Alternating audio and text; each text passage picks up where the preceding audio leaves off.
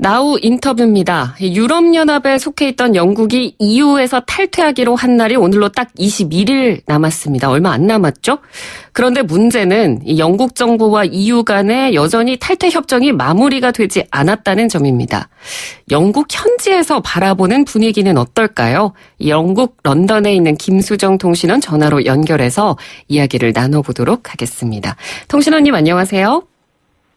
네, 안녕하세요. 런던입니다. 네, 지금 영국이 굉장히 늦은 시각이죠? 네, 1시 22분 정도 됐네요. 예, 네. 새벽 1시 22분인데 이렇게 늦은 시간에 쉬지도 못하시고 전화 연결해 주셔서 너무 고맙습니다.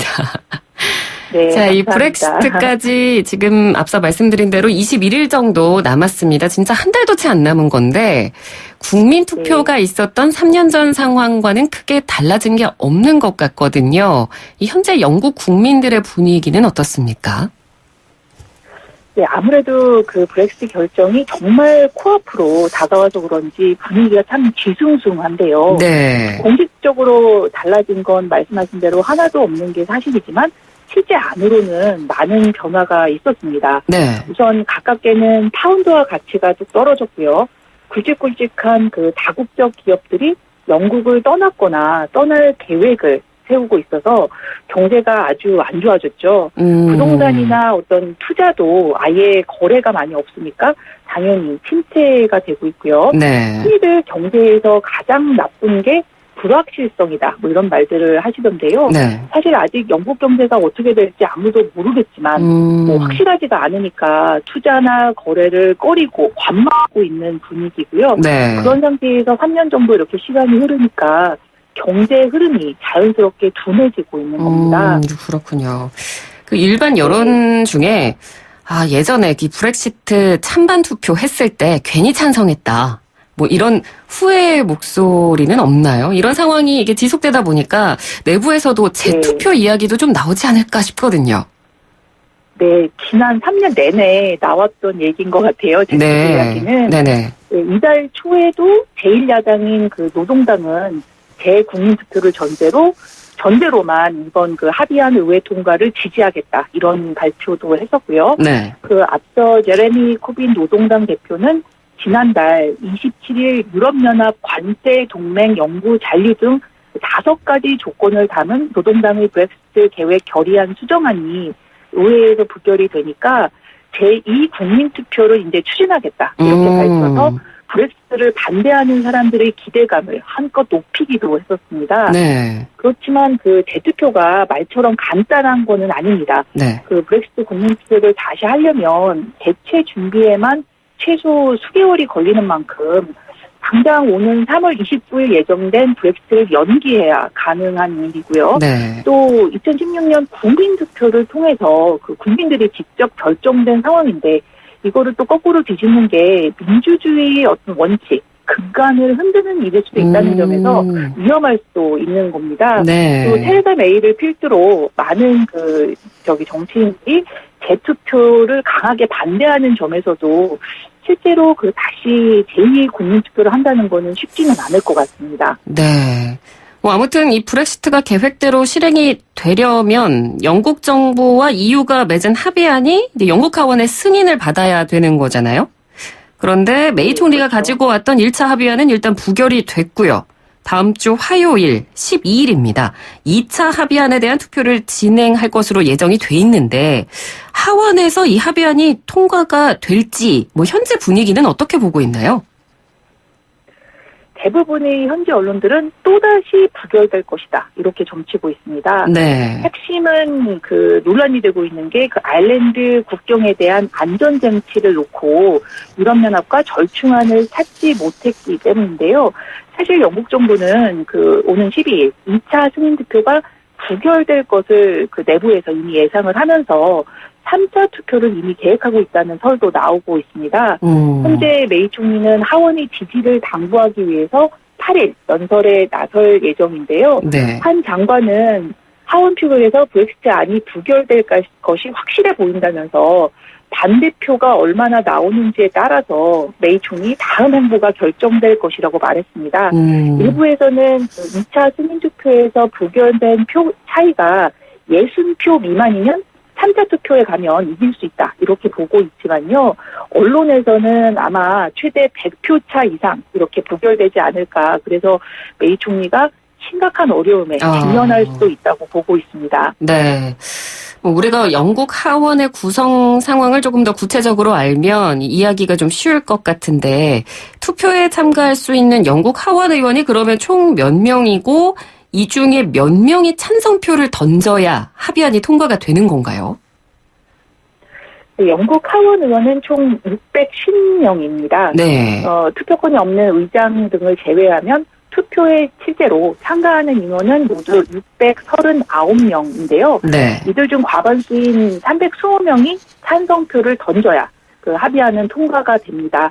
참고로 그 영국 의회에서 지난 1월 치러진 첫 번째 브렉시트 승인 투표는 찬성 202표, 반대 432표라는 큰 표차로 부결된 바 있습니다. 네, 이미 그렇게 큰 표차로 부결이 됐고 이 과반 굉장히 넘기 어려운 높은 그 찬성표 수기 때문에 이번에도 쉽지 않을 것 같다는 예상이 지금 내부에서도 나오고 있는 것 같은데 그렇다면 만약에 이번에 이 합의안 투표에서 또다시 이 합의안이 부결이 된다면 그 다음 일정은 어떻게 전개가 되나요?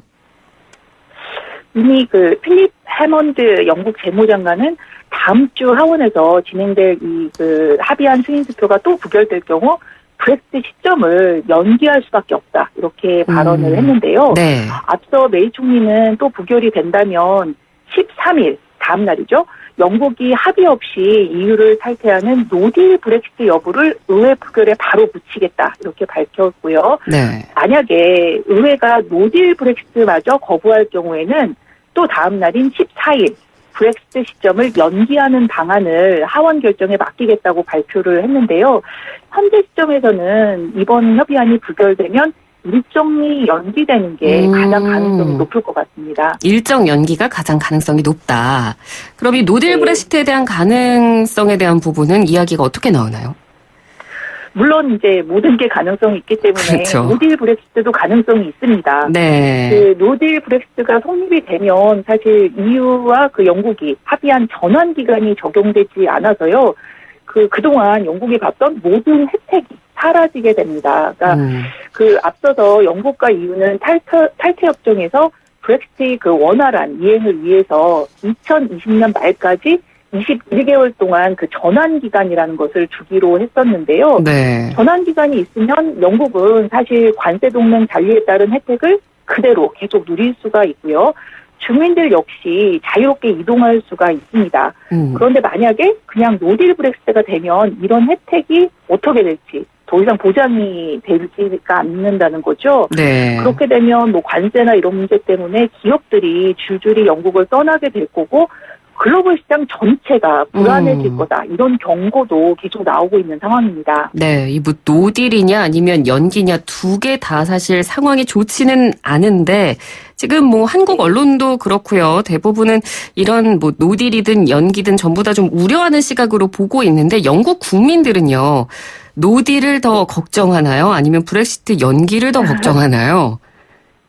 둘 다 완전히 걱정이 많죠. 물론 많은데 네. 사실 노딜 둘 중에 하나를 고르라고 한다면 노딜 브렉시트가 진짜 당장 이루어지면 공포스러운 혼란이 벌어질 거라는 정말 끔찍한 일이 벌어지지 않을까 이런 걱정이 많은 것 같습니다. 네네. 당장 그 장바구니 물가도 걱정이 되고요.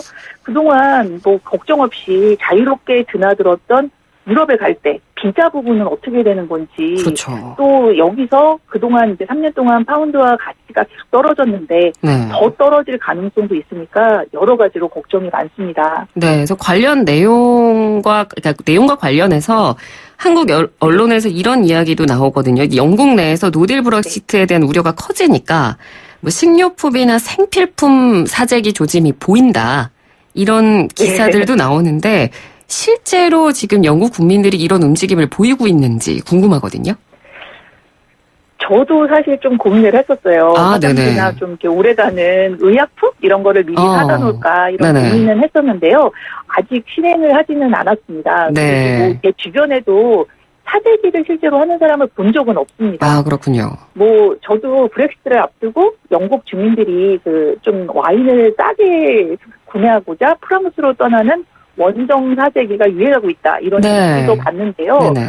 예, 그 브렉시트 사실 투표 전에도 와인이나 뭐 프랑스 식재료를 사러 프랑스를 가는 건 가까우니까 그 가는 건 흔한 일이어서 이런 현상이 꼭 브렉시트 때문에 벌어지는 건지는 참 조금은 의문입니다. 네. 하지만 그 파운드와의 그 약화로 장바구니 물가가 그동안 슬금슬금 몇 년 동안 오른 거는 사실이고요. 노딜 브렉시트가 실제로 된다면 영국에서 소비되고 있는 음식 중에 3분의 1이 유럽에서 수입이 된다던데 물가는 당연히 오르겠죠. 그렇죠. 체감 물가는. 네. 그런 부분에서 모두 다들 걱정이 많은 것은 사실입니다. 네. 그리고 이런 기사도 있었습니다. 뭐 최근에 영국 네. 히스로 공항이나 워털루 기차역 같은 공공시설에서 폭발물이 발견되는 경우도 있다. 이렇게 폭발물이 네. 발견된다라는 기사를 보면 아 이게 브렉시트 때문에 갈등이 좀 고조되는 거 아닐까? 이런 분석까지도 지금 이어지거든요. 관련이 있습니까?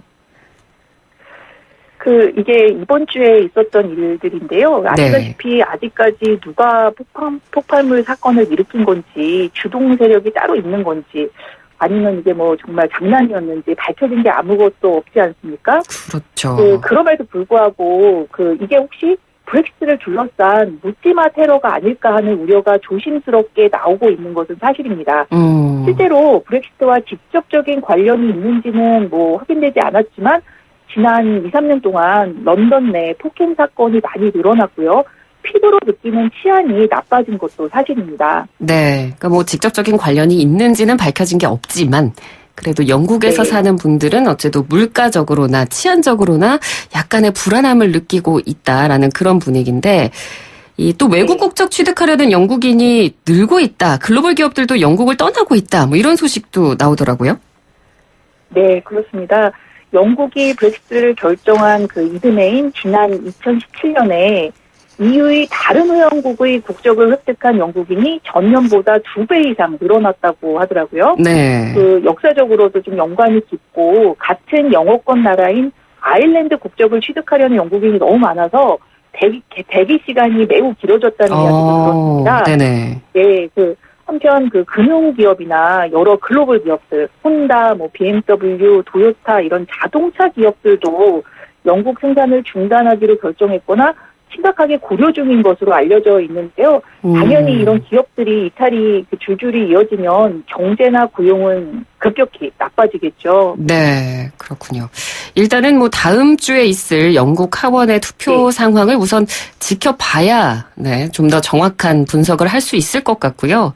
이 투표 결과가 나오면 또 저희가 다시 한번 연결을 해서 영국 분위기를 알아보는 시간을 준비를 하도록 하겠습니다. 오늘 말씀 잘 들었습니다. 고맙습니다.